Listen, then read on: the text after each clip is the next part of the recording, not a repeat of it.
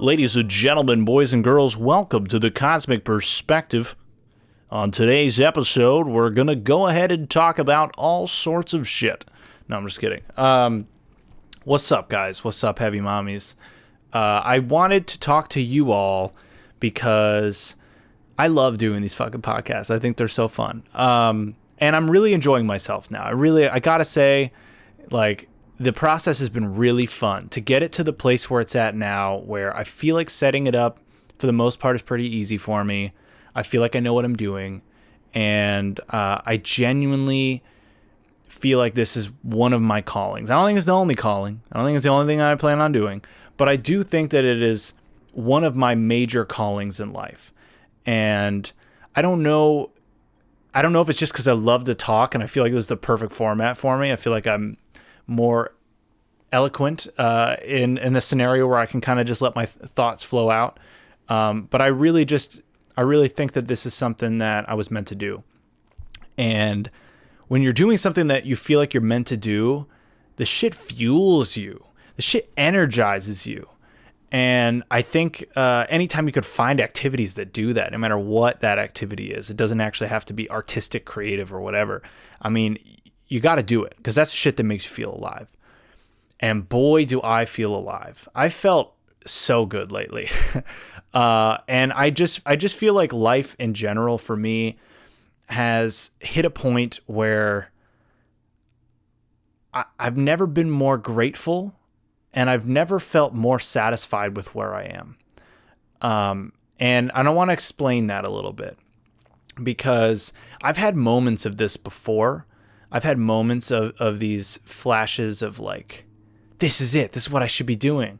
But then I couldn't keep it up. I couldn't keep doing it. And now I can.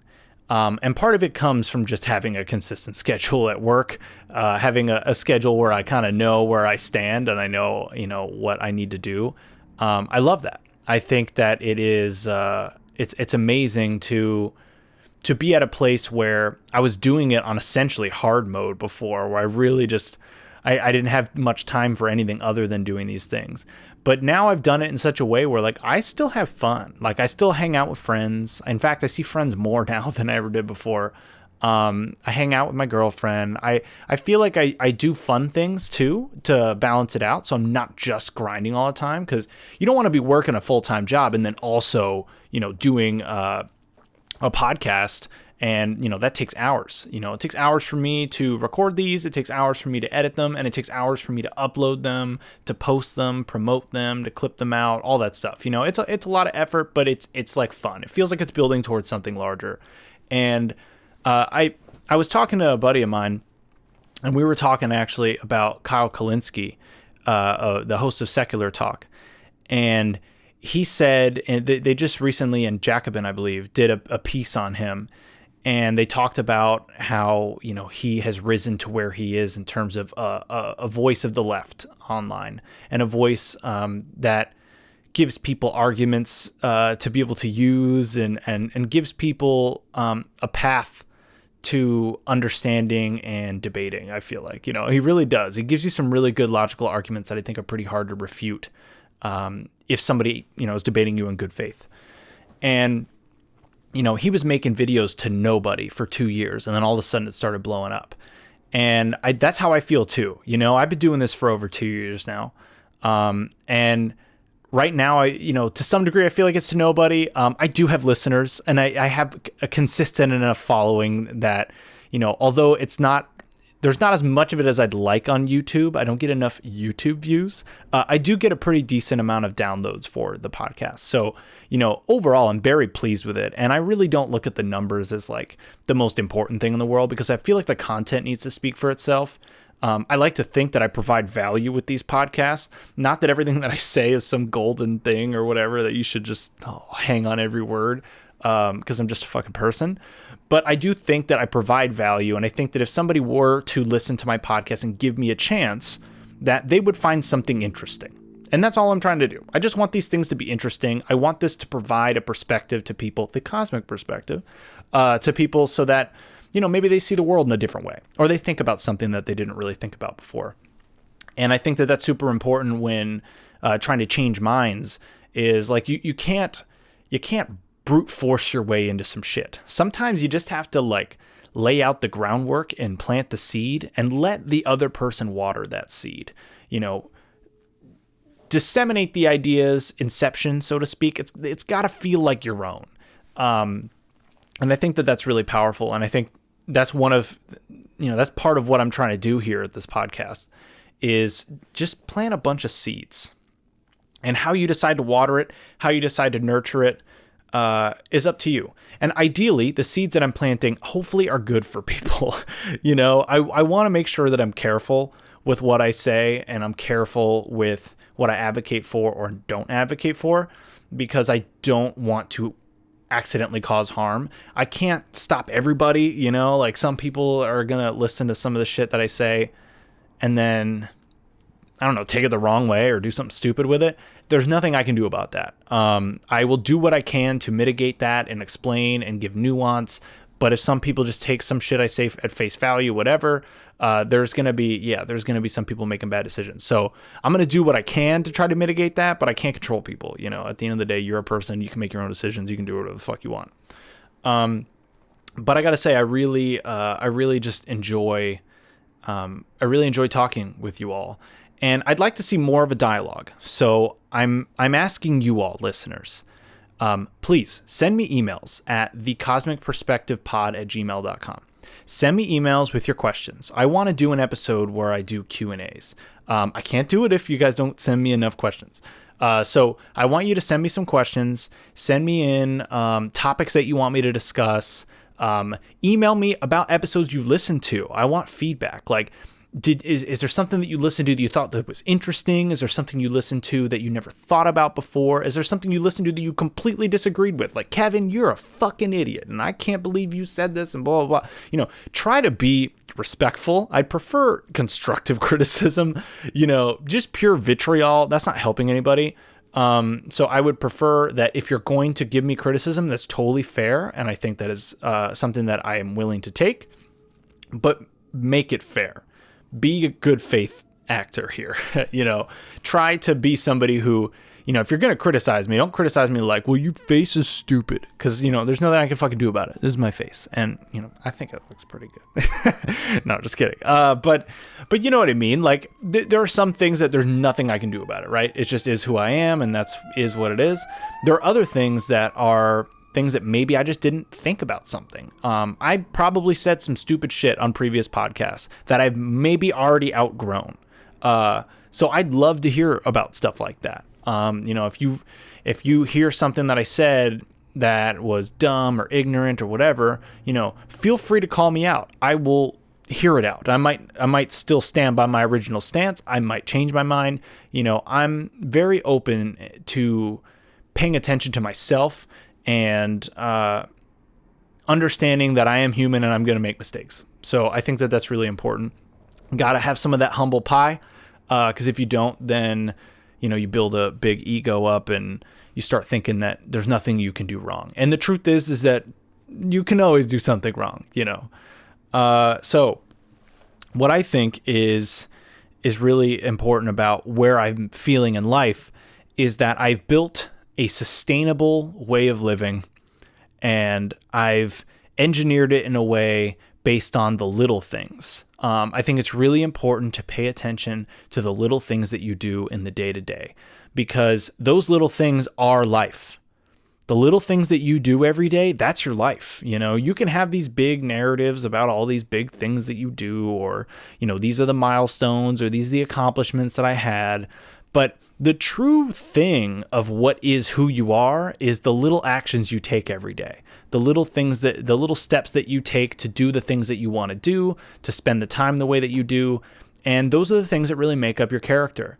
And so if you're not paying attention to those things at all, you might not even really recognize who you really are, because you're so caught up in the narrative that you've told yourself. I've talked about this on a number of podcasts. I'm sorry if sometimes I'm repetitive on some of this shit, but I think sometimes it needs to be hammered home. And it is something that I'm continually learning, but I'm learning it with greater degrees of nuance and deeper levels of understanding. So even though I might be learning, the same lessons sometimes, those same lessons are learned at such a level that you start really understanding what it means. At first you're going to have a surface level understanding, and over time you start chipping away at that surface level, and you start revealing it in even deeper level, for lack of a better word, an even deeper level of understanding about what that really means. You really feel the, I guess, like the excess energy of where that might come from. That really doesn't make sense. Scratch that. But like you feel it on such a soulful level at that point. You get to a point where you're like, okay, I understood it cognitively. Now I understand it like spiritually. I really get what that means. And sometimes that comes years later. There are so many lessons that I learned in my early psychedelic days that have been staples of the way that I've been viewing things, but have only truly reached an understanding where I feel like I am now, where I really think I get it. I don't get life, overall. Like, it's not like, oh, I got it, I figured it out. Like, no, you're fucking naive if you think that. But I think I've figured out certain aspects of a way of living where I'm continually improving and continually learning, and I'm continually humbled by what I don't know and learning what I don't know and accepting that there are a ton of shit that I don't know. And as soon as I know it, some of those things, then I learn a whole bunch of other things that I don't know, and I think just having that mentality, like, you don't have to have everything figured out to at least figure out that level of understanding, which then makes you prepared for any challenge that arises in life. And I genuinely feel like I can rise to any challenge. I really do. And I could be fucking delusional. I don't know. But I think I'm confident in me. I'm confident in myself. I know that I'm determined enough, persistent enough, and I know that I'm smart enough to figure out what I need to figure out to get done what I want to get done. And that is it. You just have to have that confidence in yourself. I mean, genuinely, like, I had struggled with confidence growing up. I really did. I used to be bullied in elementary school. I used to be bullied a little bit in middle school, not as much in middle school. It got better over time. And by high school, I would say I, for the most part, wasn't really bullied. People kind of left me alone. I played sports. I earned respect in other ways. But I felt way more like I could get by in high school. But even then, I still really struggle with self-esteem.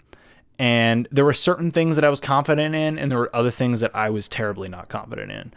And even going into college, some of that still carried over. We don't just get over our problems as children. We don't. The only way to deal with those things is to deal with them. You actually have to engage in what was the fundamental root of the insecurity that you might have had. And sometimes you got to go back to a specific event in your childhood, and you have to understand what the impact of that event was, the lack of context and awareness that you had as a child, and what your childhood mentality did to react to that thing that might have caused the ripple effect that now has you reacting by default to certain situations or triggers. And I think for me, due to my meditations and my psychedelic experiences, I've kind of gone back and retreaded a lot of those things. And I've gained a deeper understanding and insight as to why some of those things caused me the trauma that it did, caused me to have the perspective that I did going into it, and has allowed me to heal from that now. Now, do I have it all figured out from childhood? Like, I don't know. I mean, I feel like I've dealt with kind of like all the big things, but you never know. There could be some shit that's suppressed that I'm not aware of that suddenly surfaces again. And I think it's always really interesting that there is so much that we are imprinted with as children that carries with us through our adulthood and forces us into cycles that we are completely unconscious of. Maybe you didn't get enough attention as a child, and so as an adult, you're constantly seeking validation from other people. But you might not even be aware that you're doing it. This is just something that is kind of an unconscious reaction based on that imprint as a child that forced you to, anytime you encounter a situation somewhat similar, your body goes back into this like memory of that moment of vulnerability and reacts in a similar way.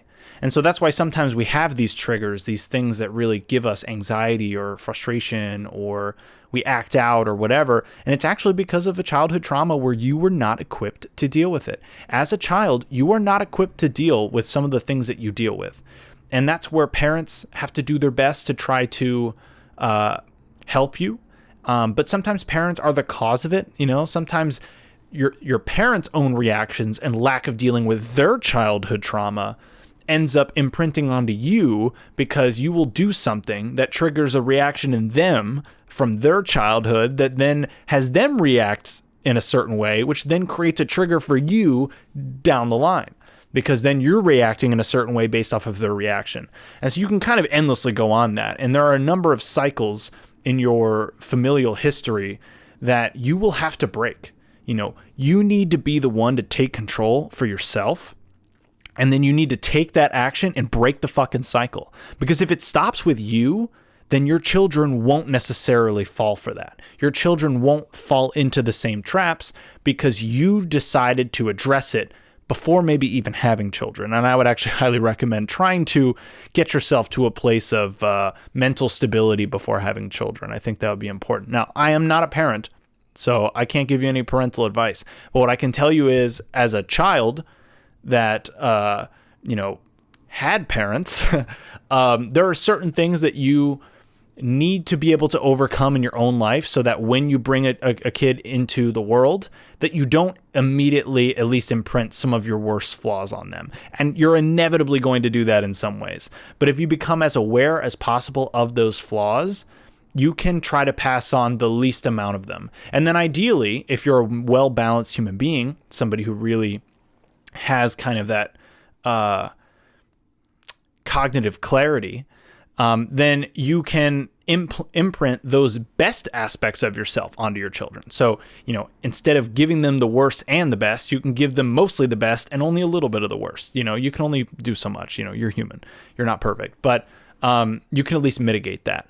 And having expectations with your children is important too, because there are certain expectations that you want the children to meet. There are other expectations that you probably don't want to put on your children because it's going to be unfair to them. And again, they're not going to be able to properly deal with it because they're not emotionally developed yet. Their brain isn't fully formed, and they're not going to know how to handle some of that stress. And I think just equipping your children, not to hide them from stuff, but to equip them with the necessary tools, emotional tools and cognitive tools to deal with these situations as they arise. So I feel personally like I'm in a place where I've dealt with a lot of those things stemming from bullying and being a nerd growing up, and also feeling like I wanted validation from women in order to feel some sort of sense of self-worth. And luckily, I'm not in that place anymore. I really am not. And it's beautiful because it took time to get there.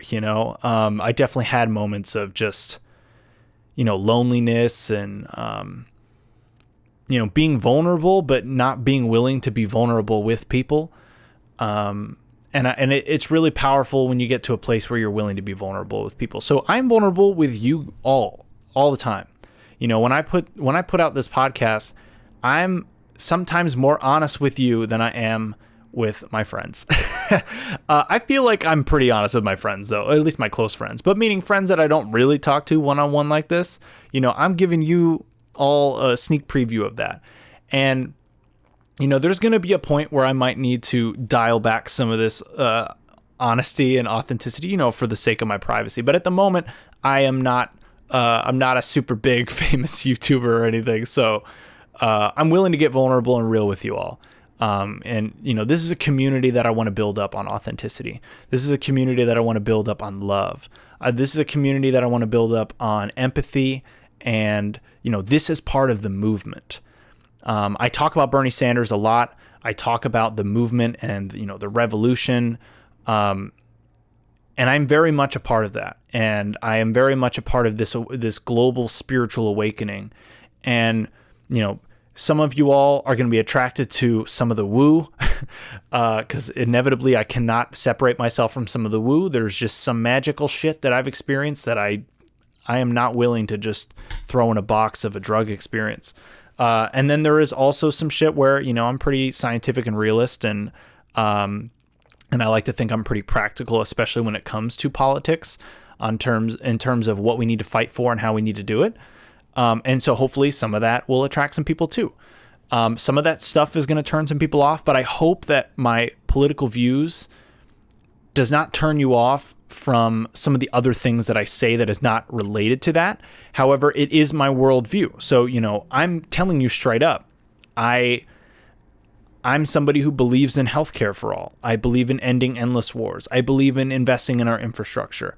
I believe in improving the lives of everyday people and just giving people a fair shot. I'm not looking for equal outcome. I just want true equal opportunity. And we know that the system is rigged in a way that that is not possible.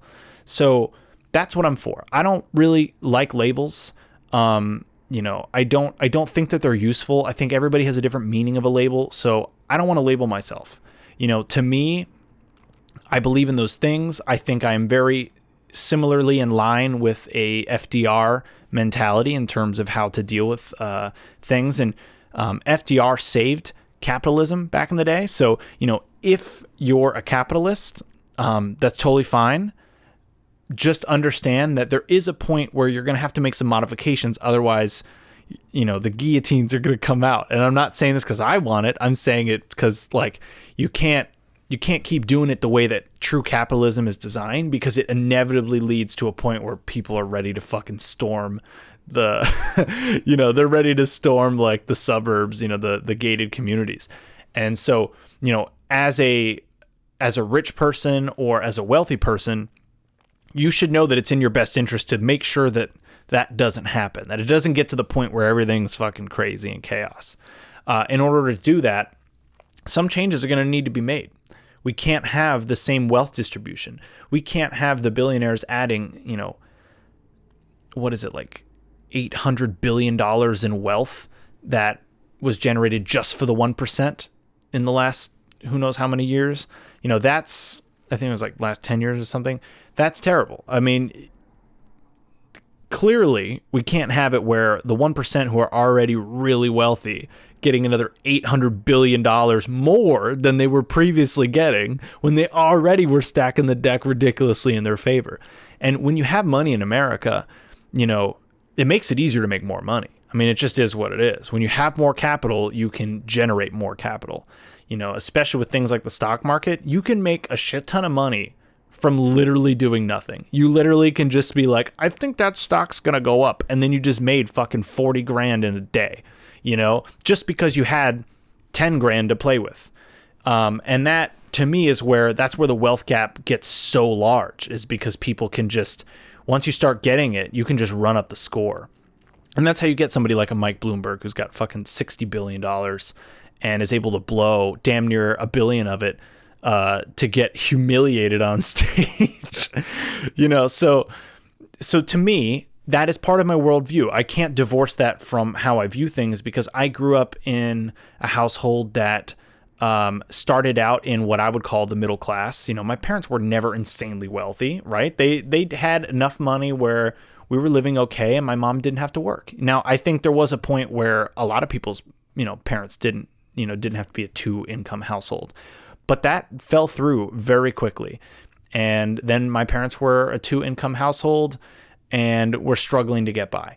So I know exactly what it's like for good people who are trying to work. They're not lazy. They're trying to work hard. Or they're working jobs, and they're doing everything they can to try to make ends meet and put food on the table. And, you know, it's not fair. And I know that life doesn't have to be fair, but it's not. Why should it be unfair when it's fixable? You know, like, to me, there are certain things that it's like, we don't have to like just give everybody everything. That's not even what we're proposing here. You just need to make some minor tweaks to the system, and not minor tweaks, like some things, you know, completely need to be overhauled. You know, obviously campaign finance needs complete reform. Lobbyists and their influence on government, you know, there's certain things that you just need to rip out the whole fucking root. But then there are other things that it's like, you don't need to make it that drastic to make a dramatic improvement on some people's lives. So to me, we need a modified version of capitalism at best. Like, that's like, at the very minimum, that is what we need to do in order to keep, sustaining this life. And I just want to see more people have the chance to do that, because when you give people a way to get out of that bare minimum survival mode, they are able to self-actualize. Maslow's hierarchy of needs. If somebody's already got the roof over their heads, they're paying their bills, they're going, they got their education, they're going to work, they're doing whatever, they have healthcare, then all they have to worry about is bettering themselves and paying attention to, what they're doing and spending the time how they want, making families, whatever, right? If you care about those things, then we got to make it easier because we're making it very hard for some people in this country that didn't do anything wrong and are good people and just want to live. And I think we just need to give more people a chance to want to live. So right now, I'm feeling great. And I want other people to feel great. I'm working a job that is pretty fucking chill. I like the people I work with. I like working there. I think it's a great company culture. I'm making enough money. Obviously you can always want more money, but I'm making enough money. I'm paying the bills. I'm surviving, and I have health insurance, although health insurance still is fucking bullshit because it's still not healthcare. It's health insurance, which means I still have to pay a shit ton out of pocket if I get super sick or something happens. At any moment, this could turn terrible in terms of financially due to healthcare, even with health insurance. So, that's the only thing that I would say is a little less stable than other things. But most of the things that I have going for me are pretty stable. I have a beautiful girlfriend that really cares about me and that I really care about. I have amazing friends around me. I'm doing my passion project and spending the time how I want. I can't ask for anything more in life. I mean, I obviously want things to grow and level up and evolve and keep pushing my limits because I like to push myself. But I'd be lying if I said I wasn't already fucking satisfied. I'm already so satisfied with who I am and who I'm becoming and what I'm doing with my life. And I want people to get to a place like this because I'm not making a ton of money. I'm just making enough to live pretty good. I should be able to go on vacation this year and go travel and see some places. And that's really all people want. People just want enough money to pay the bills, to get some nice things every once in a while, what they want, to be able to take vacation time and to be healthy. I mean, that's all you could ever want. And if you have people around you that you love and that you care about, that's fucking happiness, There's always a next amount, there's always the next tax bracket. There's always the next car, the next house, the next whatever. You could get caught up in that game, but I'm not interested in getting caught up in that game. I'm so happy as I am right now. Everything else is just icing on the cake at this point. And I'm not saying this to brag. I'm not saying this to be like, haha, I got this. No, I'm saying this because this took fucking years to even get to this point. And this is the first time in my life that I feel truly content and happy and in a way that actually feels real. It feels real and it feels sustainable. It doesn't feel like just this moment in time. I'm prepared for inevitable challenges that will arise, but I know that I have my bare minimum needs met. I know that I am at a point where I'm good. I can survive the storm no matter what the storm is. And when you get to that level, that is a more awakened type person. And I want more awakened type people in this world because that is how we can change it. We don't actually need to have the majority of people in this state, although I would prefer that. But we don't need the majority of people in this state to make a massive difference on the world. One person genuinely can change the world. And an army of people can really change the world and do it real quickly. And we need to. We are in a climate crisis. The planet is dying. And by the planet, I mean all the life on it. The planet will be fucking fine, but all the life on it is not, including us.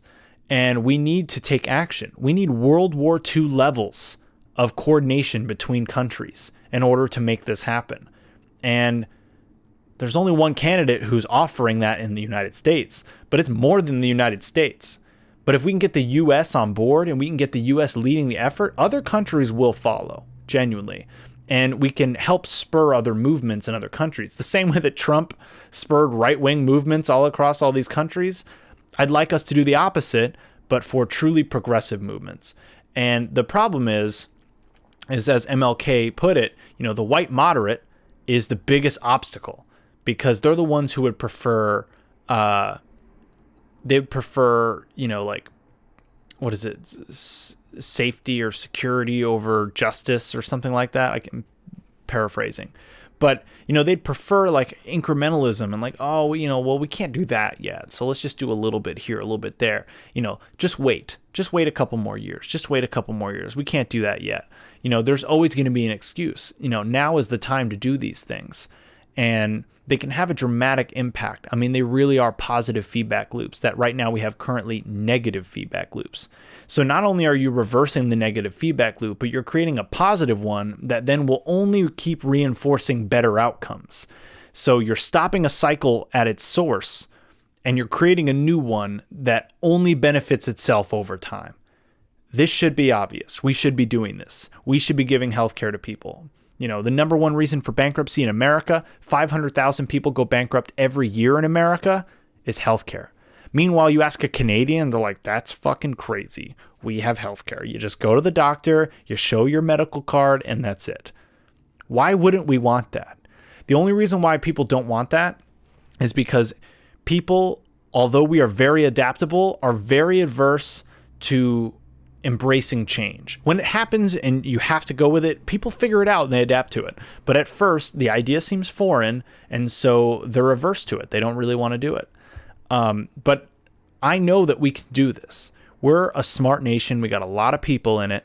We have a diverse population of a bunch of amazing perspectives and ideas, many different colors, creeds, religions, whatever. And they all offer something unique. And although that makes it hard to get on the same page, it does give us an ability, to have a dynamic aspect to our country in a way that I think other countries that are maybe more homogenous have that disadvantage. There's a little too much groupthink. Now, there are pockets of groupthink in America. There are echo chambers, without a doubt. But we can break those echo chambers by breaking down the communication barriers. And the only way to do that is to unite a broad coalition of people. And so, we start it maybe with a Bernie Sanders presidency. That would be awesome. But even beyond that, it's so much bigger than a Bernie Sanders presidency. I mean, this needs to be a movement that is on the ground and is fighting for various parts of political power, is doing it in a way that is savage. Like, we need to be savage. The other team, they play dirty as fuck. They have billions of dollars. They're playing with low politics. They're smearing. They're misrepresenting. They have a bunch of paid pundits that go on TV to smear people on cable news every single night. I mean, corporate media at this point is just propaganda for the establishment, whether it's people currently in power, people vying for power. It's just a power structure that is designed to misinform at this point. And unfortunately, the most vulnerable people who are being misinformed are like the older generations. They're not as savvy on the internet. They're not, getting good sources of info. They don't really know how to check things. Young people are also not good enough at fact checking. They're too quick to retweet something or share something. And I think that that's an important thing to address. But we can do it. And we are a movement. We are something that has never been seen before at the level that we are doing it. And although we haven't accomplished as many things in this current iteration of this movement and this continuation of like what MLK had started, we have the power to do way more than ever before. But we need your participation, people. We need young people to do this. We need the younger generation to stand up for themselves. Because guess what? The older generation is voting for the same old because they're scared. They've been beaten and battered and demoralized for decades and justifiably think there's no way you can get anything done in politics. But what they don't understand, and this is the benefit of being young and not have been through so many losses, is that things really can change. We actually have a genuine power shift where the establishment doesn't have as much control over the narrative anymore. Unfortunately, they still have too much control, but that is only because the older generation is still a little too trusting of cable news, a little too trusting of the corporate networks. But we can break that down. We can introduce our family members to new ideas. We can share links and articles with them that might change their perspective. And you have to remember, you have to appeal to their perspective. You have to also come from a place of empathy and understanding and compassion. You have to understand where they came from, and you also have to understand why they don't understand where we come from. And we need to address that and bridge that gap, because right now there is a wealth divide in this country and there is a generational divide in this country. And the older generation simply really doesn't understand how bad they fucked us, but we can't play the blame game because that is not going to win them over. You know, yes, did the baby boomers create this situation for us and kind of led the planet into a disastrous outcome? Yes. I mean, I think objectively they did. And I don't mean this as a monolith. I just mean in general, that generation did kind of set us up for a lot of failures.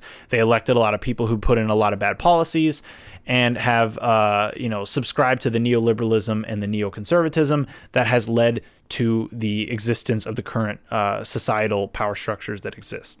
That being said, they did accomplish some powerful things in the 60s. They did accomplish some powerful things in terms of the civil rights movement and even just, the free love movement and psychedelics. They did some things right, and they forgot. They kind of forgot where they came from. They forgot their revolutionary roots, and they were conformed into the American dream. But it's not all their fault, and there is some personal responsibility that as young people who are of age to vote can take for making changes now. You can't, it's not our responsibility of the shit that was fucked up decades before we were born. There's nothing you can do about that. There's not even, you're not responsible for anything where you weren't 18, you couldn't vote or have a say in anything. But if you have a vote, if you have a say, if you are able to make a difference in your community, we have to do it.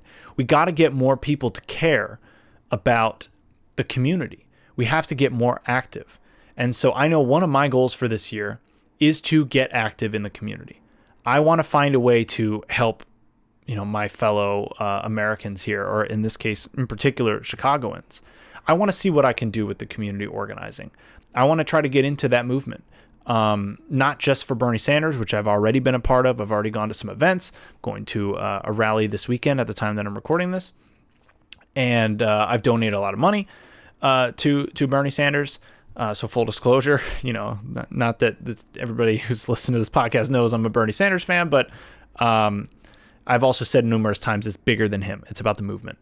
But, I want to start getting into community organizing, and I want to start getting active in local politics, because the national politics is very corrupt. It's very hard to get over. It's not unbeatable. There are certain districts and whatever that you can win over, and I think we should keep fighting those fights. I think those are worth putting our time and money and effort into. But we also need to win back the courts. We need to fix the gerrymandering. There's like a number of institutional things that are in place that were racist policies that were designed to keep, Black and brown people in positions of powerlessness and to keep them from owning homes. There's a lot of institutional racism that goes super deep that I am not even educated enough to tell you all the details. All I can tell you is that I've learned quite a bit from that stuff, and from what I've learned, there's just a lot of things that were done decades ago that still exist today that specifically were created just for purely racist reasons. And so although you personally, as a white person or whatever, have not necessarily done anything to harm Black or brown people, you might be the sweetest person in the world. There are other people in the past and power structures that were laid in place that still exist today that are still having an impact. And so it's really just not a fair shot across the board. And I think it's important for us to start dismantling these power structures. And the only way for us to do it is to be organized. We need to get together. We need to coalesce our power. And you know what we need to stop doing? This bullshit woke, like, I'm going to try to out left you, and, oh, you're not being intersectional enough. And no, we need to find whatever allies we can find of people that want the right things. And if we start woke scolding people and virtue signaling and doing all these things that are just dividing the left, that is not helping.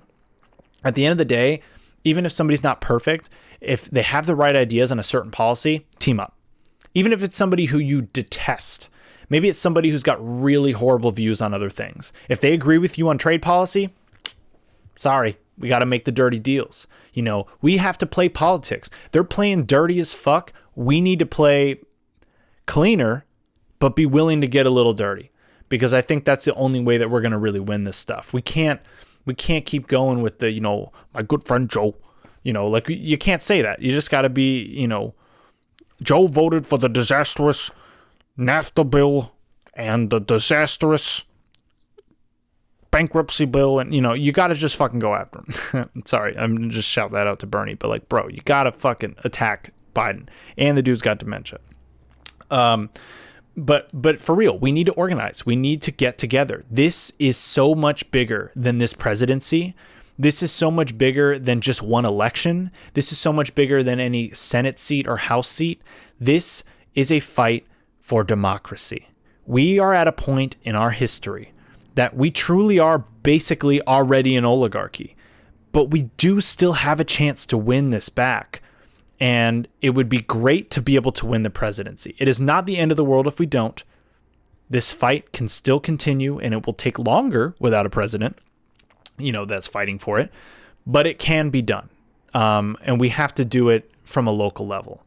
And we need to have a similar awakening in the way that in the 1960s, where they were kind of having that awakening. Now, part of it was aided by psychedelics. Psychedelics are coming back. Part of it was aided by political activism due to unjust war and a horrible president. Well, we got those checked off as well. And I think we've also just hit a breaking point for a lot of people, where a lot of people just are not able to survive. Over half the country is living paycheck to paycheck. And an even higher percentage than that has less than $1,000 in their bank account for an emergency. And a substantial portion of that has less than $500 in their bank account for an emergency. So we are talking about a moment of desperation that, we have a thin veil of society that is currently existing that is holding it all together. But I think, as we've seen with the coronavirus outbreak, that it's thin. This is thin, and we are barely holding it together. And do I think it's the end of the world or the end of times? Like, no. But do I think that we are getting to a point where shit can get really bad really quickly, and it might be very difficult for us to overcome that if we don't start taking action now? Yeah, I do think we are at this point. And I don't mean to be alarmist. It's just, we got to be real about the situation here. Things are not as rosy as the news wants you to think. Not that the news is even trying to tell you that it's rosy.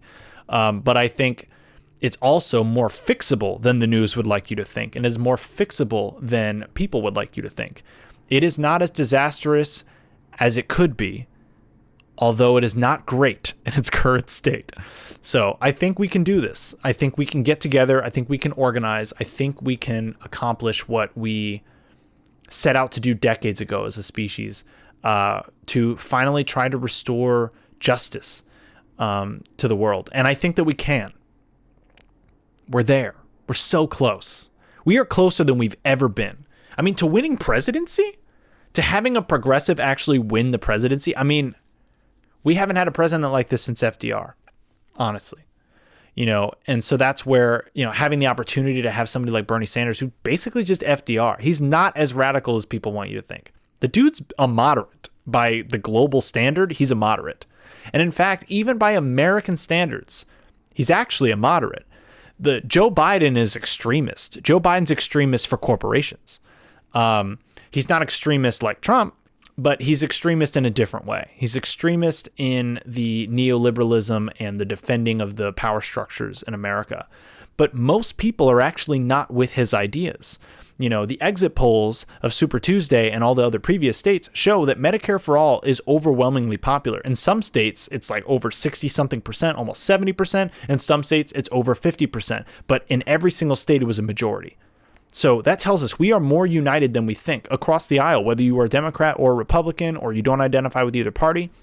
Most of these ideas are actually incredibly popular. And the only reason why they have not passed is because of the corporate structures that have prevented these bills from passing, that have bought out the politicians that won't let you pass the bills or even write the bills or even get it to the fucking floor in the first place. Okay? So in order for us to do that, we have to start taking back this power, and we have to do it aggressively. We can't be the, oh, well, I'm going to be nice and play by the rules. Like, no, they're going to smear you. They're going to misrepresent you. They're going to disingenuously represent you and argue against your ideas because they know that they have no leg to stand on. They are weak. They are weak. They have a lot of money, but they are a paper tiger, and they will fall the second that you challenge them. But we need to challenge them in a meaningful way, and we cannot allow our fear of Trump to prevent us from going for what we want. We can't keep voting for the lesser of two evils. We learned that lesson in 2016. We put up Hillary Clinton, the most qualified person ever to go for president, right? And even though I don't like her, she arguably was the most qualified person of all time. But qualified for what?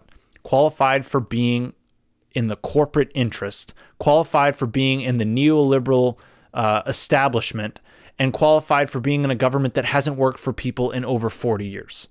So, yeah, she was the most qualified, but she lost. And the reason why she lost is because people, it's not even that they want unqualified people. They just don't want people who bought into a system and sold themselves out and lost their principles. And that's why Bernie Sanders is so appealing, because he's been in this system for decades and he has not sold himself out. He has not taken corporate money. He has not shown in any way that he's willing to play ball in the way that we don't want them to play ball. Now, I would like him to play a little bit more ball in terms of the game of politics to win his ideas and to be aggressive, but he's a principled man, and unfortunately, sometimes there are certain things he's just not going to do. He's too nice. But I'd like to see more of that. So, let's get more people to that place where we are happy, where we are living our lives, where we are making ends meet, where we are doing well. And, because I'm coming from a place of privilege where I feel like I've attained that for myself, it is one of my duties as somebody who has gotten to that level for myself to help other people get to their level. You can't help other people until you help yourself. So the best way that you can do this is help yourself first, get yourself in a good place. And then we need to start helping our community.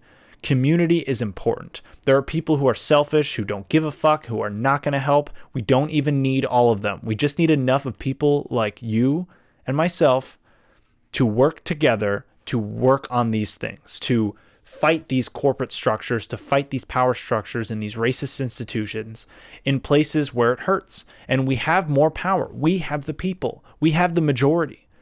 We just need to organize, and that's the biggest thing. They're organized in a way that we aren't. They have the money and the resources, but believe it or not, and Bernie Sanders has proved this. He raised $46.5 million in February, okay? We got the money too if we were smart and organized on it. Now, luckily, Bernie's got such a good organized situation. He's got he's over 1 million volunteers. He has developed the apparatus and the infrastructure for this movement, and it lives beyond him.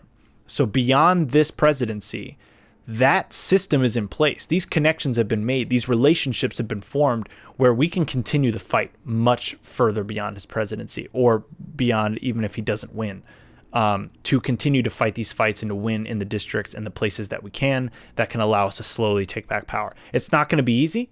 It's not going to be quick. It is not something where it's going to be like the movies and, the hero wins at the end. It's going to be grueling. It's going to be tough.